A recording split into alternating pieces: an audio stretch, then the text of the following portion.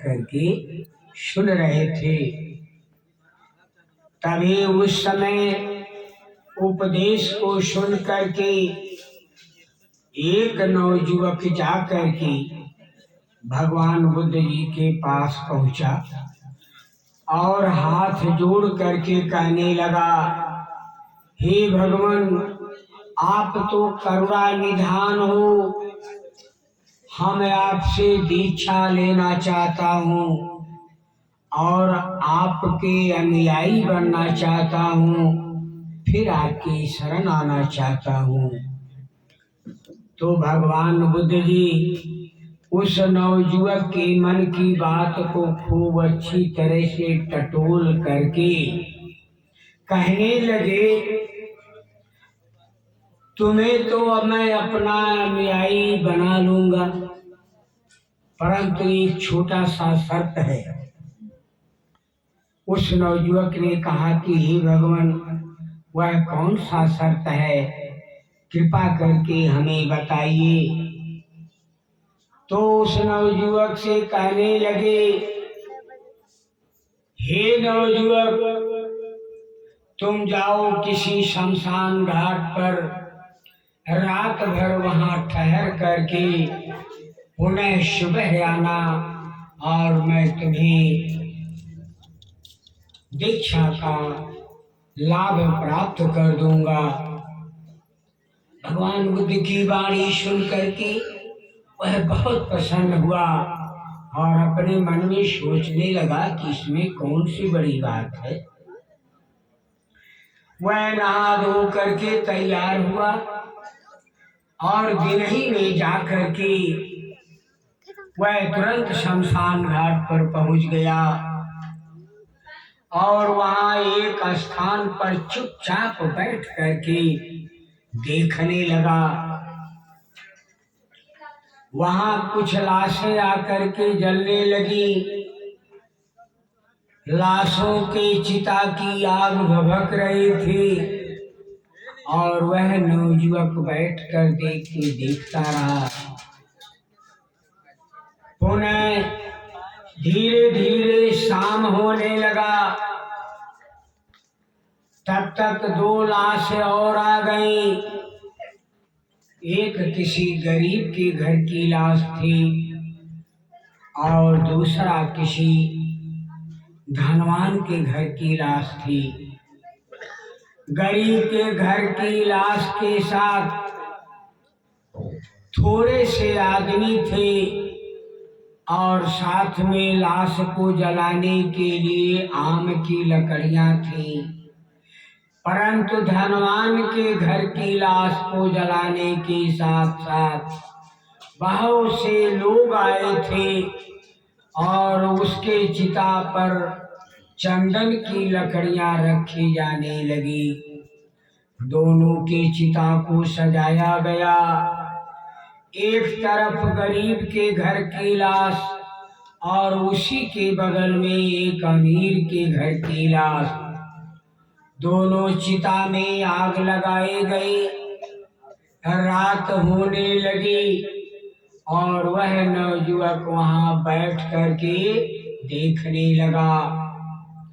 दोनों की लौ जब धधकने लगी तो लोग छोड़ करके वहां से अपने अपने आवास को चले गए और वह नवयुवक बैठ करके वहां भयभीत हो करके, उसे नींद नहीं आता था।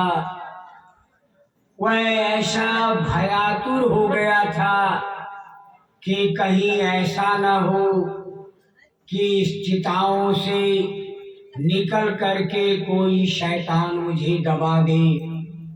ऐसा कह करके, ऐसा सोच विचार करके जब उसकी आंख झपकने लगते थे तो वह भय खा करके उसकी आंखें खुल जाती थी। इस तरह से पूरी रात वह बैठा का बैठा रह गया और एक सेकंड के लिए वह नहीं सोया। जब सुबह हुआ तो प्रातः काल नदी में उसी जगह स्नान किया और स्नान करने के बाद वह जाकर के मुनीश्वर भगवान बुद्ध जी के पास पहुंचा। कहने लगा, हे भगवान, मैं शमशान पर गया और रात बिता करके पुनः आपके पास आ गया हूँ। अब तो मुझे दीक्षा दीजिए। भगवान बुद्ध जी कहने लगे, क्यों नवयुवक, जब तुम वहां शमशान पे रात भर रहे तो वहां क्या देखा? तब वह भगवान बुद्ध जी से कहने लगा, हे भगवान, दिन तो बीत गया, तमाम लाशें आई, लोग जला करके उनका अंतिम संस्कार किए, लेकिन शाम होने से पहले 2 लाशें आई। एक तो किसी गरीब के घर की लाश थी और दूसरा किसी धनवान अमीर के घर की लाश थी। गरीब के घर की लाश की चिता आम के लकड़ी का था और जो धनवान की लाश थी उसका चिता चंदन की लकड़ी का था। दोनों चिताओं में आग लगाई गई। कुछ देर तक वहां लोग ठहरे। दोनों चिताएं भभक कर जलने लगी। आग की सुंदर लौ ऊपर उठने लगा। फिर लोग वहां से चले गए। अब मैं वहां अकेला बचा ही भगवान। अब वहां कोई नहीं। मुझे बहुत डर लगा। डर के मारे मैं इधर उधर देखता रहा, कहीं ऐसा ना हो कोई मरा हुआ व्यक्ति पिशाच बन जाए और चिताओं से शैतान निकल करके मुझे दबाने लगे। इसी चिंता से हमें रात भर नींद नहीं आई भगवान। जब सुबह हुआ मैं नदी में नहा करके पुनः आपके पास आया हूँ। तो भगवान बुद्ध जी कहने लगे, हे नवयुवक, तुम्हारी दीक्षा नहीं हो पाएगी। तुम एक रात और जाकर के शमशान में रहो, फिर वहां से आना, तब तुम्हें मैं दीक्षा दे करके उपसंपन्न कर दूंगा और तुम्हें भिक्षु बना करके अपने शरण में ले लूंगा।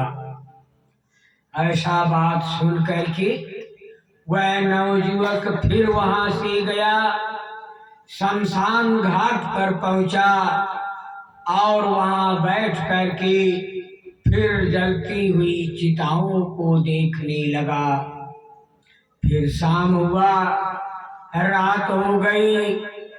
पहली रात तो उसे नींद नहीं आई थी भय के मारे, लेकिन कोई चिता से ना तो शैतान आया ना तो मरा हुआ व्यक्ति पिशाच बन करके आया। वह अब निडर हो गया। थोड़ी देर तक बैठा रहा और फिर वह गहरी नींद में वही लेट कर सो गया।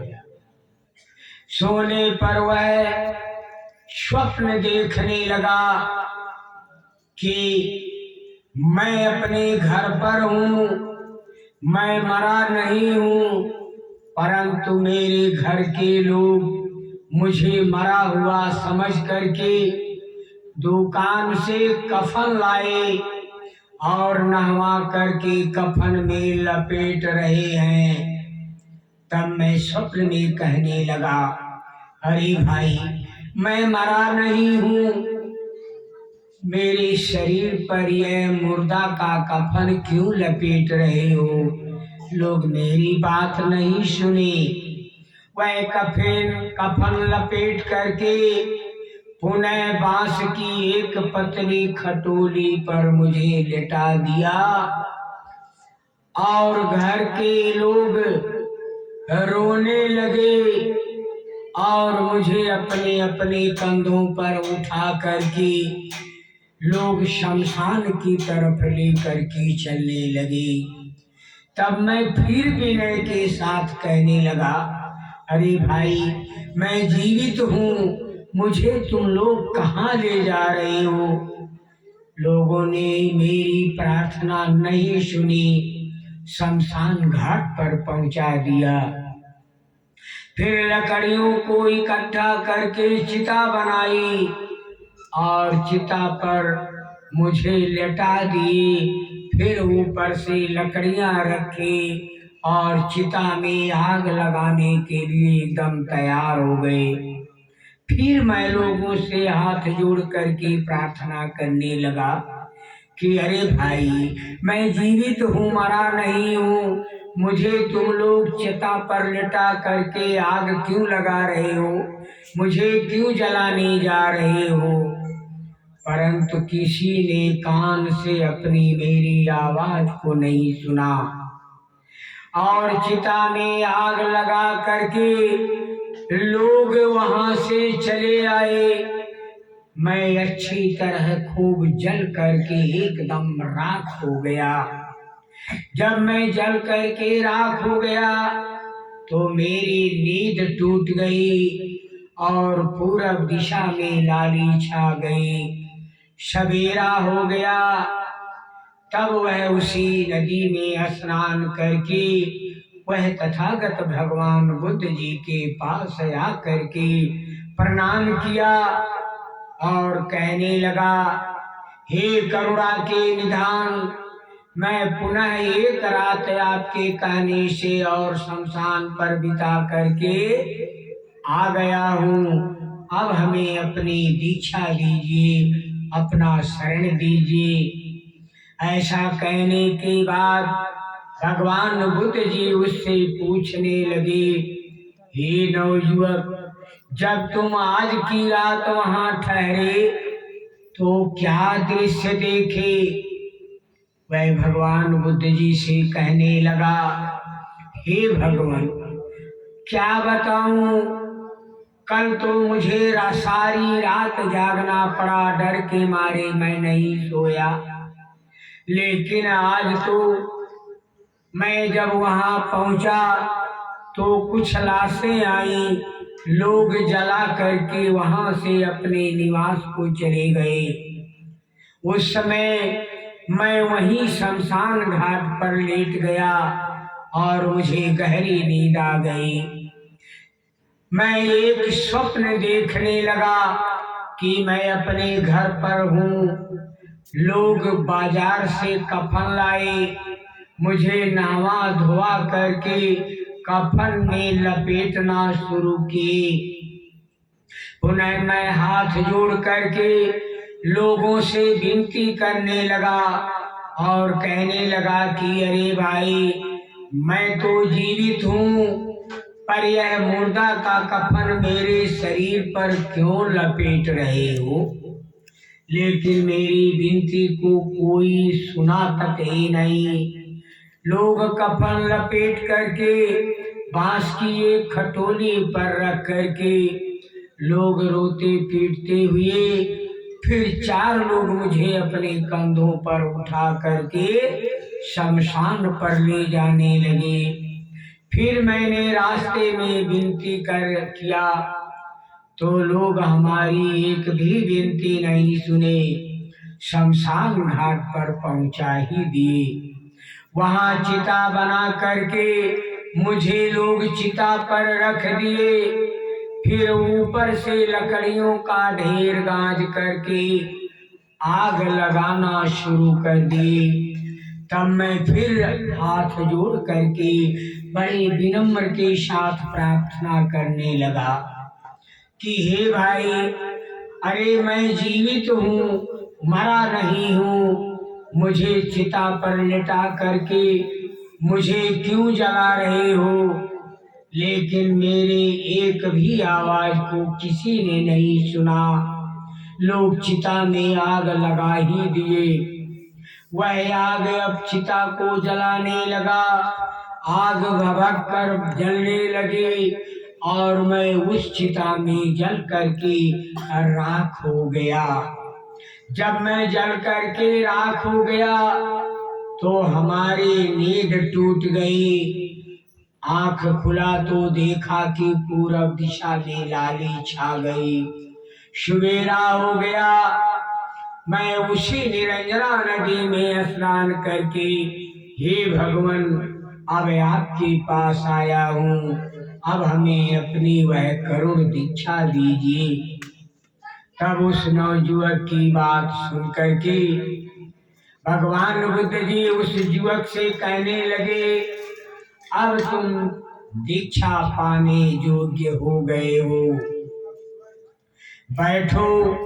भगवान बुद्ध जी सामने बैठा करके उसको सबसे पहले त्रिशरण और पंचशील ग्रहण करवाए।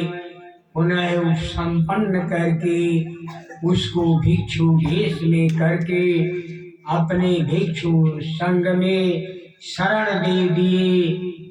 नमो तस् भगवतो अरहतो सम्मा सम्बुद्धस्स